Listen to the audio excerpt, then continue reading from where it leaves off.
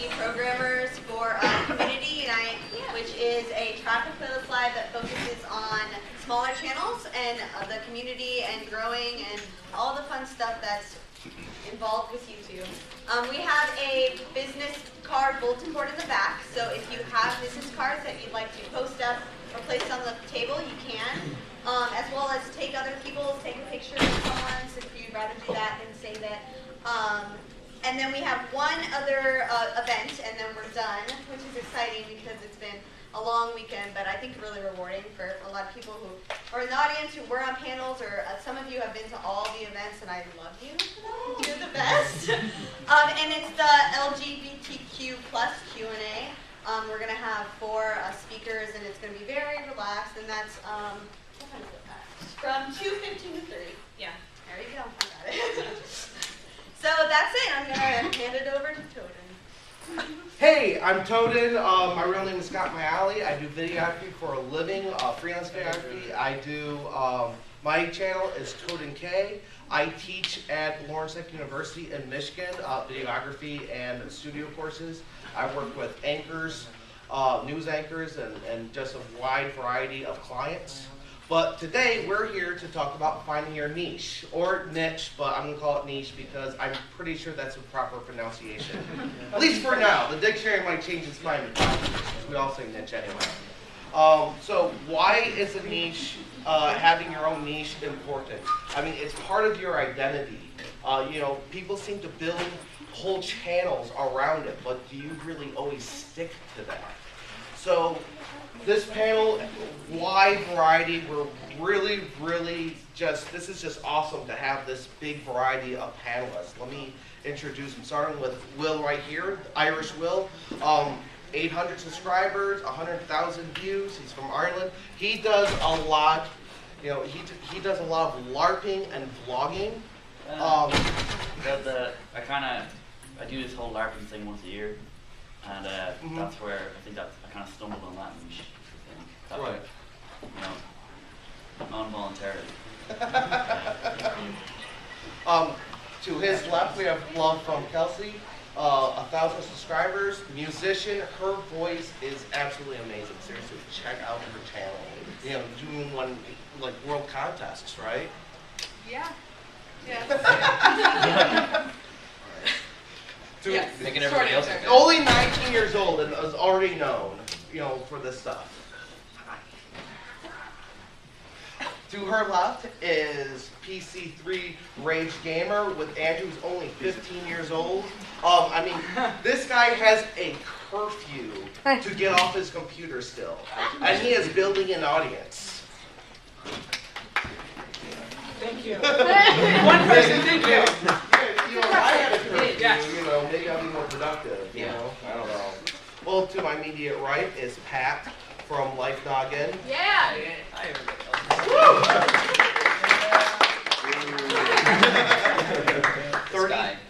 30,000 subscribers. He does animation, information type videos. They're amazing. I just love Waco. I think I need a picture of him on my wall somewhere. To his left, awesome. To his left is Kent. Kent Heckle is his YouTube channel. Yay! Woo! Yeah. From Illinois. Yes. And to his right is Glitterandgroceries, Marines. You know, 6.5 thousand subscribers. A lot of shopping and really like financial type vlogs. So I mean, talk about, you know, your niche. These are still things people look up because they're curious about it. But you dedicate most of your channels to these. So, you know, I gotta ask, how did you find your niche? Let's go ahead and actually start with Maureen. Well, I started in 2009 with the beauty channel because, I mean, there were so many beauty videos. I was like, okay, I could do this, but it wasn't really something that I enjoyed because it wasn't something that I'm good at teaching. And so I just started posting videos about things that I actually really like, and I found an audience for it, which was kind of shocking because I didn't know people liked learning about Dave Ramsey's financial plan and how to coupon and things like that. So mine just kind of happened because I started posting what I loved and people started watching it. Very cool. Ken? Yeah. So, I'm not really sure what my niche is, but I Daily vlogging is such a huge category now. Is it still considered a tight niche? Yeah. But please. So what I do is I really just have fun all the time. Like I'm a college student right now at a really small school outside of St. Louis, and I just have like the most amazing time with my life. And everything I do, whether that's like even doing homework or whatever I'm doing on the weekends, like I find the joy in that. And it's something that's like really changed my life. I started vlogging about a year ago, and I just wanted to improve my life. I didn't want to like, you know, become famous or whatever. I literally started vlogging before I even knew daily vlogging was hardly like a thing. I'd seen one and was like, oh, people do that. And so that's when I started. And then I found all these other vloggers and I was like, wow, this is cool. Like this is the direction they're going with it. And I was like, wow, I gotta follow that. So, you know, I really just have fun and I love my life for it. Yeah. How am I supposed to follow? Okay. You got this. You got this. All right. Hey, so my niche is, I guess, education videos, which is huge on YouTube right now. I mean, like, it seems like a lot of people are really trying to get into that market, which is great. But as far as how I found it, it was really just, I saw a whole bunch of videos like Hank Green was doing SciShow, and they had Crash Course, which they're amazing. They're amazing. And I think seeing those videos inspired me because I remember just eating up that content constantly because they're really quick content and you're sitting in school and you're bored out of your mind because some dude with a really dumb voice is teaching you, or girl. You know? So and it's just you're just like, oh my god, right? So I'm like, I can do that. And then I waited a year and didn't do it. And then I finally was like, I just need to get it started. So I really just fell into it because I felt like I can, if I can see the people doing it, then I can too. So that's how I fell into it. Very cool. Will? It's, well, like originally, I thought my niche was going to be being Irish. Very specific. Such a bad idea. But and I started off doing like these kind of out and about type vlogs, just around Dublin and stuff. But I ended up going to these events in Germany, which was like LARPing, which I'd never done before. And I went and I filmed a bit, and it turns out I was the only English speaker who did video from these German events, and people just really like watching them, so I kind of got into that. Like. I want your accent so bad. Me too. Hey, he wants your accent. Yeah. Really? You want a Long Island accent? Sure. How you doing? Hey. Okay, not anymore. Yeah. I think he got the idea right. Yeah.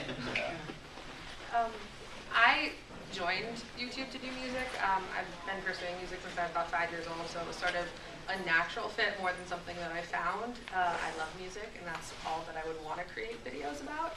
I've tried other things because when other things get really big, I sometimes feel like I should at least try that. And the answer for me is I shouldn't, because I'm good at one thing and really bad at everything else. So, yeah, mine kind of found me, I think, more than anything. Well, I found my niche probably even before YouTube was around. Since I was 4 years old, playing that Tonka game on Windows 95. Does anybody know that game? Yes. Yes. I know one other person who knows that game. It's the one with the excavation. Mm-hmm. Oh, I love that so much. Ever since then, I knew I loved video games so much, and I've been on YouTube for about 2 years off and on. You know, it's sometimes tough to get a straightforward schedule, but when I started about 2 years ago, I was that guy who did Call of Duty videos, and quickly I realized that's not what I wanted to do. Everybody did it. It was so oversaturated, and it just really wasn't something that I felt like I wanted to do at all anymore. So that's about it. Kelsey, I got a question for you. Because you've been doing music for so long, performing. You do perform at other places, right? Yeah, I'm a working musician. So. How is it like transitioning, like being a performer to YouTube, and more importantly, do you like advertise your YouTube to your audience? More than I should. But it's really different because I started doing videos before I started playing out live because the town that I'm in, not so. Yeah, someone else is here from that town. That's why that came out. There's like 6 people there. No, it's a good town. It's very old. I don't play old people music. Not being rude. I very much with like current music, and most common age group is like 70 to 85 in my town. So there's very few places. So that's why I started on YouTube, was because no one was listening to me. So I got very used to the fact that if I screwed up, I could edit it out and do it again. And it doesn't work that way live. If you hit a bad note, that's the only thing that they remember. So sometimes I have to remind myself that like it's not just like I can do as many takes as I want. It's constant. All right, so while you're performing, it's totally a way to advertise you, you know, kind of a way to take you home. But not every category is kind of like that. Will, when you go, when you do the LARPing event, how do, you know, I have a lot of friends at LARP, and bringing a video camera sometimes is a little, you know, not everyone is so open to it if they're like really into the time frame. Like, do you ever go to like a Renaissance festival or anything like that? So, you know, my question, because you're part of it, you know, how do people react? Do they feel like you're just promoting the event, or, you know, what are some of their reactions? Well, like a lot of people are real eager to be on. I think in general, like if you have a camera out, and I mean, the amount of times everyone gets like vlogged, even here, like I think the general reaction with like cameras and stuff with other people is they'll stick their head and be like, wait, you know. So when they see it filming, because of that kind of thing, people are really proud of what they're doing. Right. I find they're pretty keen to get in on it. Like, they're never like, hey, put that away. Except for that one time, but.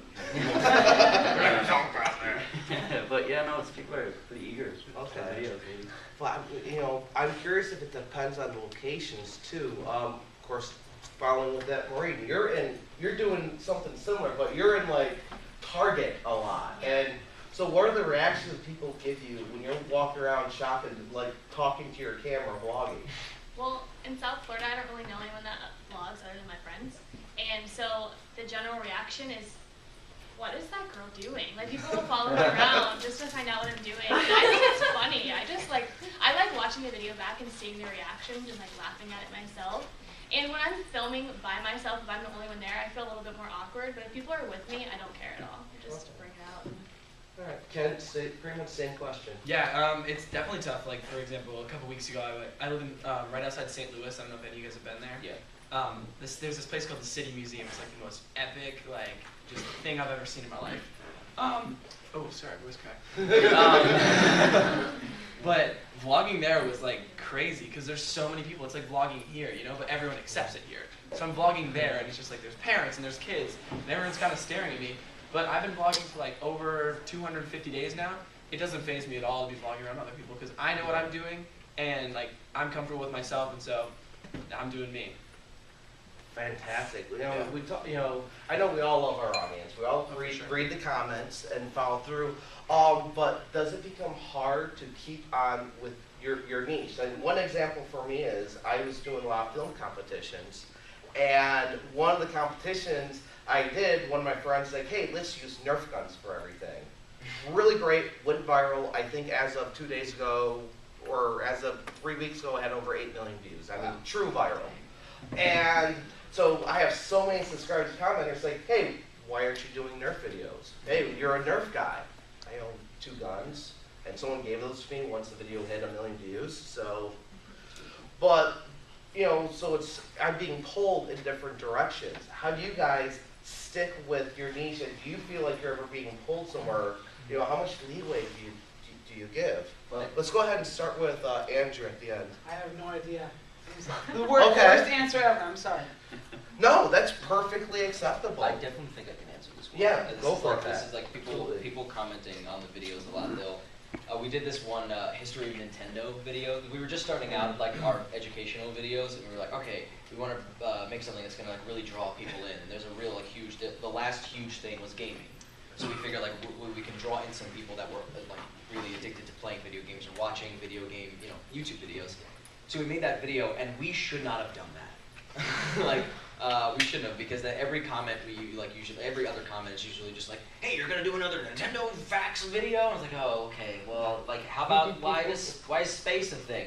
You know, like something really, really interesting. Not that there's anything wrong with Nintendo facts at all, but yeah, a lot of those, we were really trying to, the videos that we put out now, we're really trying to steer the audience in a direction that we want them to be. I mean, if they want Nintendo videos, they go subscribe to somebody else, and it's fine. I'm not going to get offended if they're like, unsubscribe. You didn't talk about Mario enough. But like, so we want to make videos that like, why do we dream, or you know, like what's in your food, things like that that are going to get people interested in watching, and then they leave actually like engaging comments. Right. But yeah, you really steer the videos that you make. You have to constantly keep trying to steer your audience in that direction of like, you know, really thought-provoking comments, or like just building a community so that you're not getting people that are constantly trying to get you to do that one specific thing. Right. Try to like expand, I guess is what I'm trying to say. So, you know, follow for that, because, you know, you're constantly trying to expand, and you do, you know, your animation, I do like that. Do you think that's ever going to lead somewhere else, like maybe a short, you know, more of a narrative? Or, you know, I'm sorry, go right ahead. Right now it's voiceover work for me. Like I'm just doing the voice. I have someone else doing animation.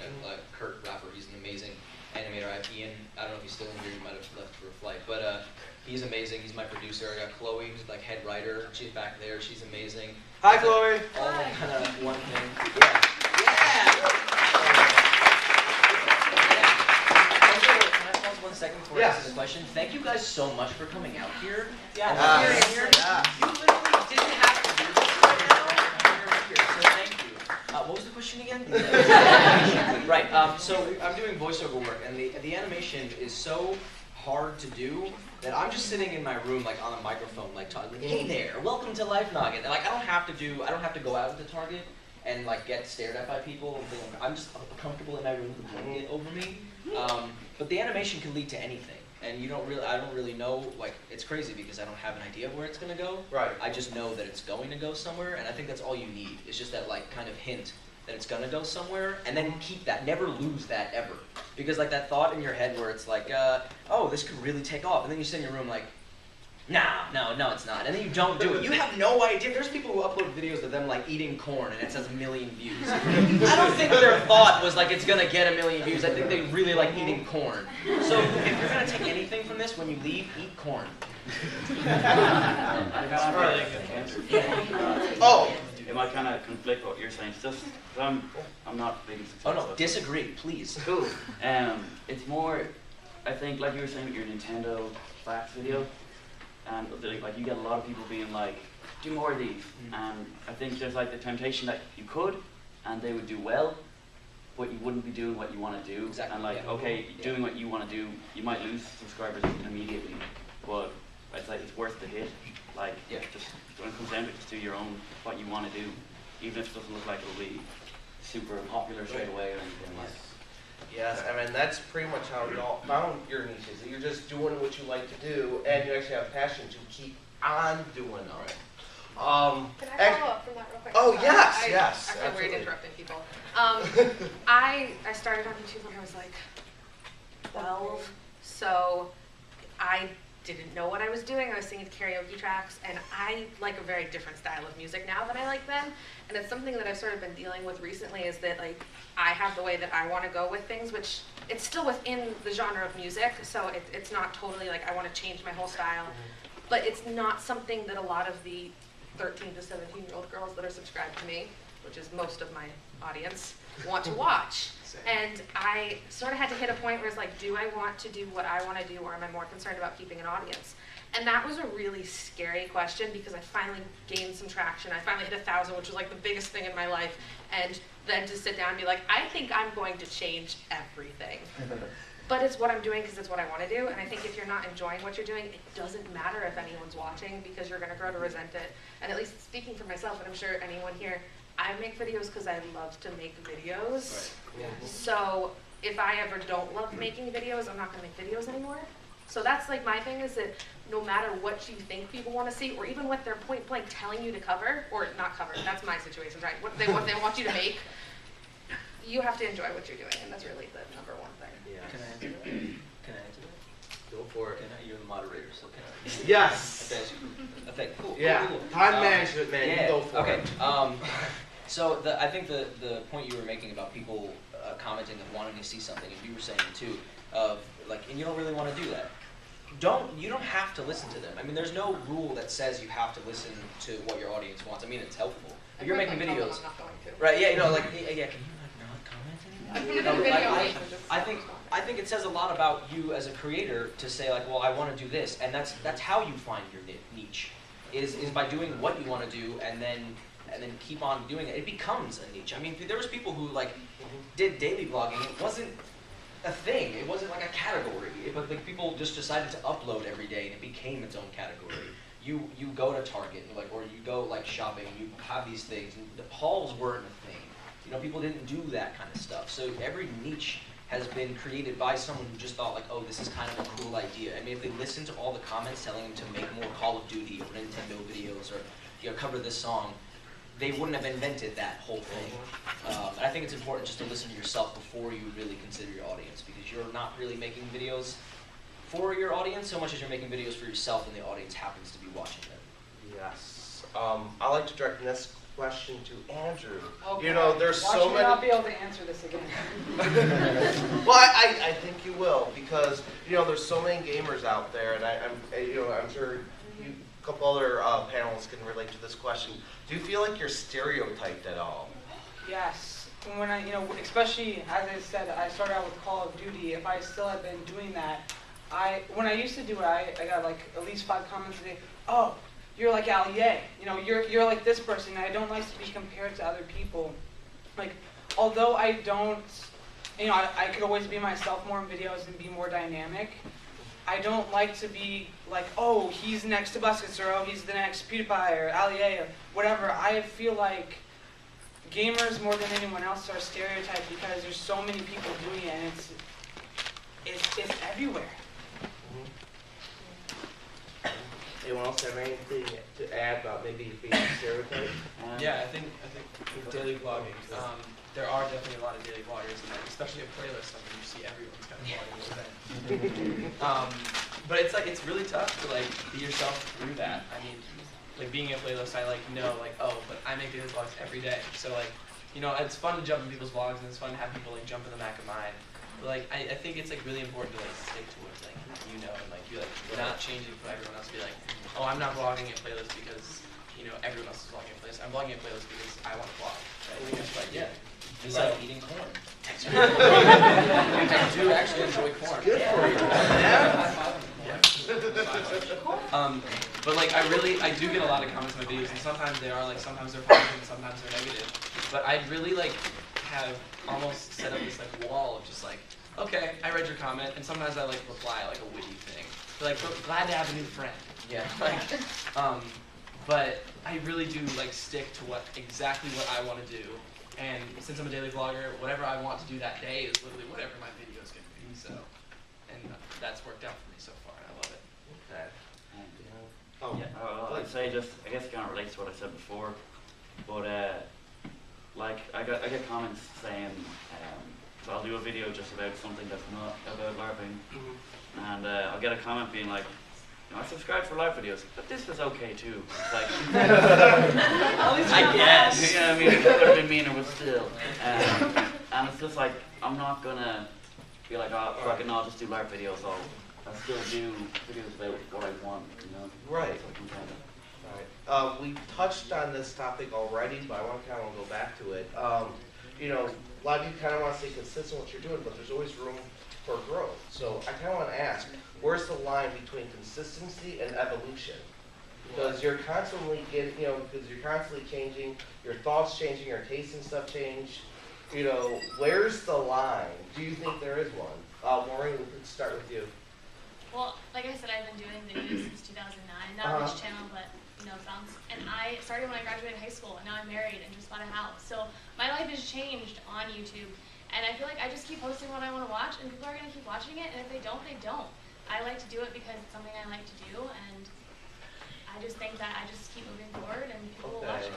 Topic side though, you want to keep doing that thing, or you might grow into something else? For my channel, I do a lot of different things. I just started a financial series, so I go into series, but I try to keep I vlog, so I do that a lot. But then I'll go into different series, and it'll last for a month or two, and then I'll do something different that kind of relates, so that people are still interested. Okay. Okay, do you have anything to add? Yeah, I mean, with daily vlogging, it's still different. It's like what I said earlier. It's just whatever I'm up to, that's what's happening. And so, if like my life like this semester is different than my last semester at college, therefore my vlogs are changing a little bit because I have a little bit more time this semester. But at the same time, like I go to a really awesome school. I just need to tell you all this. My science lab class is called Sugar Bush, and we are tapping trees to make maple syrup. And that's all we're doing, literally.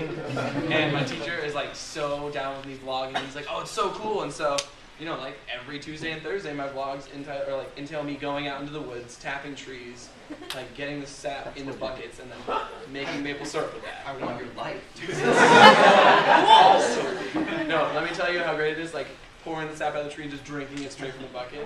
It's so good. I want that. But yeah, so like semester by semester, or even like day by day, like my vlogs can change. But I think my subscribers know that it's just like, oh, that's just Ken being Ken. Like, yeah, he had a bad day, so like my vlog was short. But then like yesterday, I had a crazy awesome day, so it's gonna be like 20 minutes long. And that's just me. That's like I'm gonna post that anyway, like 'cause that's what I do. So There's shows on LifeNoggin that we try to do like every once in a while. We just started posting 2 videos a week just because people have been like wanting more, which is great. But we started these things like history of these kind of videos, or like list videos that we've been trying to do. So I feel like if you don't shy away too far from like what you originally wanted to do, like if I uploaded a video that was like you know, what's in your food, and the next video was something like, you know, like Barbie haul, like then I get a little concerned. I'd be like, okay, well, this is not the show that I really wanted to do. I think Waco would totally have a Barbie collection. I honestly, like, I'm thinking about starting a bunch of video, like just channels, different channels. Like, hey there, so we're gonna start doing our Barbie hauls in it. Like, I think we're just gonna do that forever and just see what sticks. Yeah, I think it's important just not to shy too far away from the content that you want to make. There is room for growth, but you have to do it in a way where you're not alienating all the people that have ever liked you. Okay. I start other channels, which maybe I know some people don't think is, do not laugh at me. My friend is here, and she like is the one that has to push me to make videos, so she laughs at me when I talk about things. I kept her until 2 a.m. yesterday, like filming, so. But I start second channels because music is what I do, and music is what people subscribe for, and no matter what I'm doing, if I'm not holding a guitar, it's something totally different. So I like vlogging sometimes, especially at these sort of events. And I don't post that on my main channel, especially because I post covers every day on there, so there's no room for me to post anything else. So I have another channel, and I don't feel like I'm going to have the same people subscribing to my second channel as to my main channel, because vlogs and beauty and fashion videos are completely different than music. But it's the way that I sort of like keep my identity, because I like to think I have a clear identity on my channel, and I don't want to screw that up too much. There are times where I feel like the video is important, even if it has nothing to do with it, and I put it on my main channel. And sometimes people are really for that, sometimes people are really not. But for the most part, as long as you're not overextending yourself with like 8 channels at a time, I think a little bit of separation, if they're really, really different, can be a good thing. I actually feel the opposite about that, but So like I do daily vlogs, but sometimes I like have a bad day and I'll be like, okay, I'm not uploading that vlog, it was terrible. And I'll do like a sit down kind of vlog where I'll like talk to the camera. And I've like thought about doing like another channel for stuff like this, but I was thinking, you know what, like this, like my channel isn't really about the vlogs and the quality of the video, it's about me. It's like about like me putting my personality on in front of the camera, and like really I do it because I like to watch it. I go back and watch my old vlogs sometimes. But yeah, I'll do like a sit-down vlog and I'll just upload it to the same channel, and everyone's like, oh, cool, this is Ken's video today. And like, for me, that's what matters. It's not about like separating. But I can see. I also didn't mean to like offend anyone no, that no, has no, like a major no, vlog channel. no, no. That's just personally like what I. Yeah, no, and I totally And it's because get that. things for me are so different. Yeah, Like if so- I put 12 covers in a row out and then like I bought makeup, someone's gonna be pissed off about it. So I just try to eliminate that situation. Yeah, no, I know what you mean. So like that's different. You're right. You ever think why though? Like why these people get like know. so you post like you're like you do 12 covers and you do a makeup video, and someone's just in the room like, oh no, this is not what I wanted. Like, you need to find new things to be mad about. Like wars happening. She posted a makeup video. Okay. I don't know if it's best advice. I delete things like that if people comment because I'm like, I don't want you there. But I don't know. People need to like reevaluate their priorities. If they have an issue with what I'm posting personally. I think though, if you're trying to appeal to like a specific, like you kind of know the kind of people who are watching, just don't make it a huge drastic change. Like an example I can think of, like know someone who had a gaming channel, and they had 10,000 subscribers, and they were doing real well. And then for some reason, they decided the videos they want to do were like political commentaries. They went from 10,000 to 4,000 in like 2 days. That's what makes me curious to want to know what Andrew's answer is, because he's 15. What if you're, I don't think you're going to politics. No. If you do, we'll talk later, and maybe we can set you straight. But, but where do you think the line is? Actually, for me, it's interesting.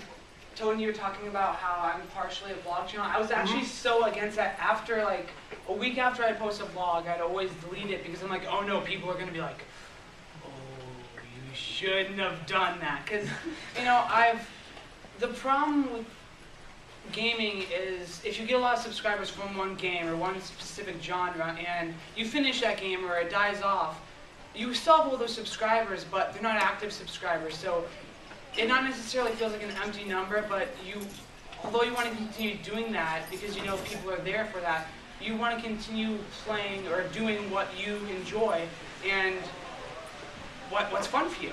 It's difficult when that happens because you don't want to lose everybody, but you still want to have your loyal subscribers still get the things that they enjoy as well. At this point, I want to open it up to questions, unless anyone else have anything else to add to that. All right. Everyone out there that's doing their YouTube videos, just love what you do. That's what matters. Yeah, right. It's really about passion. All right, you got the first question. It's not really about like the niche or whatever. It's kind of about like vlogging. Like what? Okay. Okay, like camera-wise, like what do you like instead of carrying around giant things? Like what like kind of small things? So right now I use the Canon G7X. I would not recommend starting with this thing. It's really expensive. It is amazing because it has this little flip-up screen. So like when there's times where I don't know if I'm out of focus or not, I can just like be like, hey, look. But what I actually started on was I had like a little Canon Elf. I always do Canons, like an Elf 300. I think that's what it was called. A lot of people use that. Yeah, like that guy right there. That's what I started with. And then I jumped to this was like a perfect middle ground camera. Was the Canon S110. I enjoy the S110 more because the microphone is on the front, not on the top. So especially like with this camera, the microphone's on the top, and so I like hand it to people to film something. They're like, and then sounds like, I'm like, guys. But yeah, the Canon S110 is real cheap. It's real great. It does 1080p. I think like 30 frames per second. It's what you're looking for if you're looking for like a good vlog camera that like will be perfect. Yeah. And don't be afraid to do things differently. Like, what if sound is super important, so you spend money for a camera like this, or the video, it's this little, yes, this camera has a dead cat. It's a dead cat. If audio is your thing, there's so many different cameras and things out there. I like this because I do vlog a little bit, but most vloggers use cameras like that. But don't be afraid to do your own thing, because what if yours is just different? Yeah. Because with me, because I have so many microphone comparisons, I gotta have really good audio somehow. So that's what I tend to look for. And besides, I also do film for a living and video for a living. You can start on a really lousy camera